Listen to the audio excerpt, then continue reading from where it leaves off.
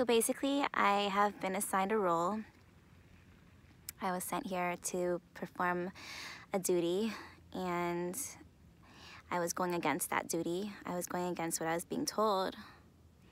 And but now that I've accepted it, now I can move forward again. And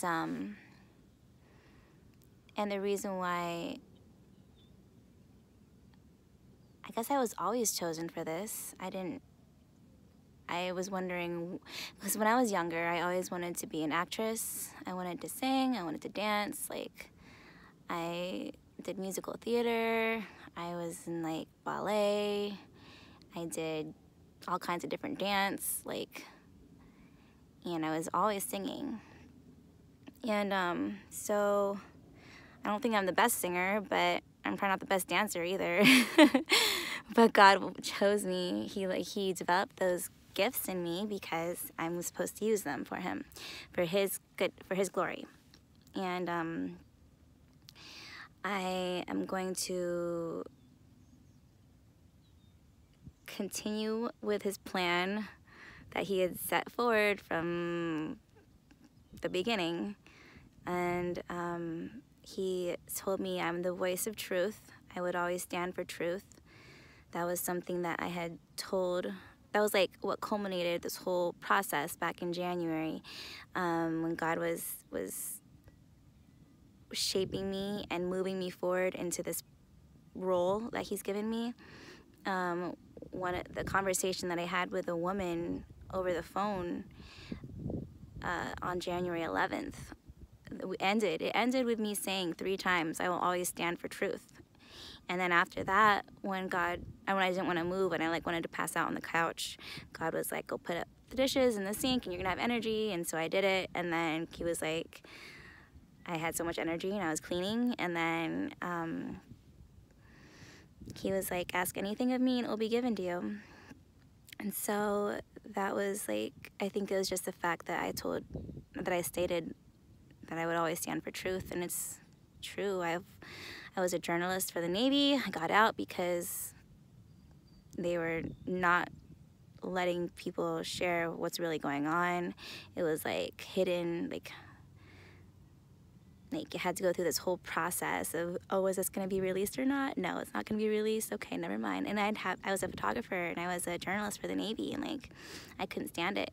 And then when I was studying journalism in school and working at, I saw the difference between how it's supposed to be, because we're trained to be completely unbiased and to be standing for the truth, exposing the truth, and yet you look at the news and it's just like completely biased. And so I just couldn't stand that, which was why I picked up another major, which was English, and I enjoyed English much more than I enjoyed journalism, honestly. And so, yeah, I love creative writing, and God is using that gift as well. He gave me that gift for a reason.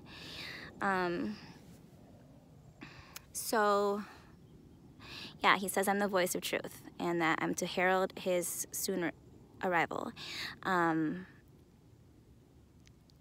He is coming real soon. He's ready. He said, I'm ready to take up my sword and conquer the world. And He is, He's like, let me explain about the one who came before in Jesus' name. So that was Michael. And He is the Prince of Peace. He's the Prince of Peace. He's also the truth. So He was not lying. He was not lying when He said those things, because the thing about Jesus is that Jesus is the truth, and He does not ever lie. He never lies. The Archangel Michael is of the Father. He's of Jesus. And so He cannot lie either. However, He is sneaky. And He will tell the truth, but it's not the whole truth. And that's why there is so much division. And that's why, like, yeah. So He was not here to redeem all mankind. He was only there to redeem his bride, which is me. And so when he says he's the Prince of Peace, like, he is the Prince of Peace because he is the angel of death. And he, that's why when you have a gravestone, it says rest in peace. Like, that's your final, when you die, that's like the final piece. Hopefully, if you're good. And then when it was like death couldn't hold him because he's the angel of death. Like, come on, that makes so much sense, right? So, yeah, he's sneaky, but he's gonna be freed, because it says in Daniel, like, at the end, in the end days, like, he's gonna rise up and he's gonna take back, he's gonna, like, wreak havoc. And it's true, he really is. He is of the Father. He is, just as I am of the Holy Spirit. And he came in God's will. Like, that was his role to play. He was there for a reason. He fulfilled his mission. And I am here for a reason, and I have to fulfill my mission. And that's to show everybody how to hear the voice of God. We have to hear from God directly, because the time of grace that that Michael shared when he was here, that time of grace has ended. That time of grace is broken, and you will not receive grace just by believing in God. You will receive, like, God is going to turn you away if you just say, oh, I believe in God, and you have to be sinless. And the only way to be sinless is to hear God's voice, to be directed by God, be purified by God. And you can only be purified by God if you hear his voice. If you don't hear his voice, you're just going to be lost. You're going to be walking around in the wilderness and with no direction. And so that's why I'm here, is to help you hear God's voice. And that's why he called me the voice. He was like, you're the voice. You're the voice of truth. So that's my role. And the thing is, like, so Jesus, when Michael is here, he's of Jesus, who can't lie. I'm of the Holy Spirit, so I can discern lies. I discern the lies, and I can share the right direction.